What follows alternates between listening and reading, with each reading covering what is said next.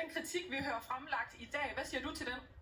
Jamen, det er det sædvanlige pis med kassetænkning, lige fra statsministeriet ned til forsvarsministeriet og ned igennem forsvarsministeriet og de forskellige styrelser, hele vejen ned til indkøberen.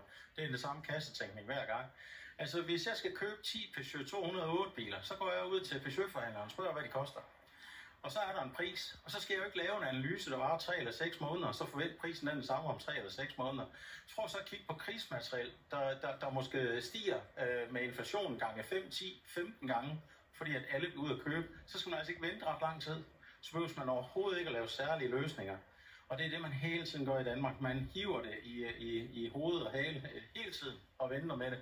I stedet for at gå ud og spørge forsvaret, hvad I brug for materiel, og så købe det. Hvordan oplever du til hverdag? Altså, kan du mærke helt konkret konsekvenserne af det, vi også har hørt kritiseret i dag? Ja, det kan jeg sagtens. Altså, jamen, det kan jeg jo mærke, fordi at soldaterne de kommer og fortæller, at det er skide træls, de mangler materiel. Det er træls, at de skal spare på alle mulige parametre, ikke også?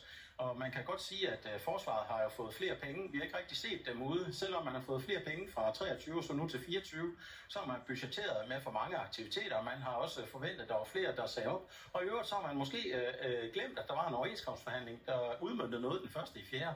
Så nu mangler vi penge igen. Altså det er jo lidt, problematisk, ikke? Men har du så løsningen?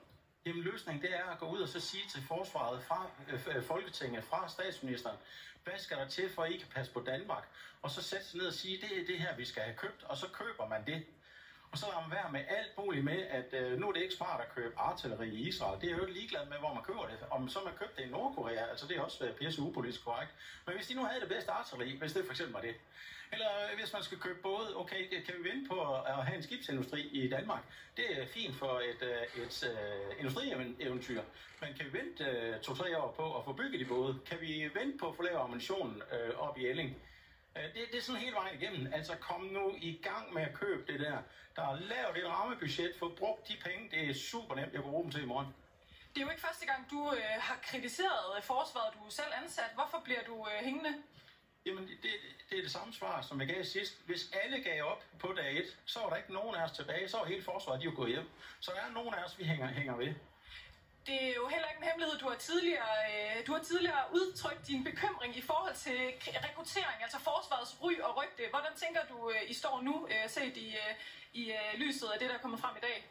Jamen altså, nu har man endnu en dårlig sag. Det er jo ikke fordi, at den sag, den sådan lige er kommet fra i går til i dag, eller fra 23 til 24. Det er noget, der er løbende. Det er noget, der måske er forhandlet hjem for 3, 4, 5, 6, 7 år siden. Så det er jo ikke noget nyt. Og den beslutningsproces, den organisation, der er bagved, det er jo den samme, som der var i går, sidste år. Det vil sige, det er også det samme, vi kommer til at se i morgen. Altså, I kan ringe til mig igen i morgen, og så kommer og lave en interview, så har vi en ny historie.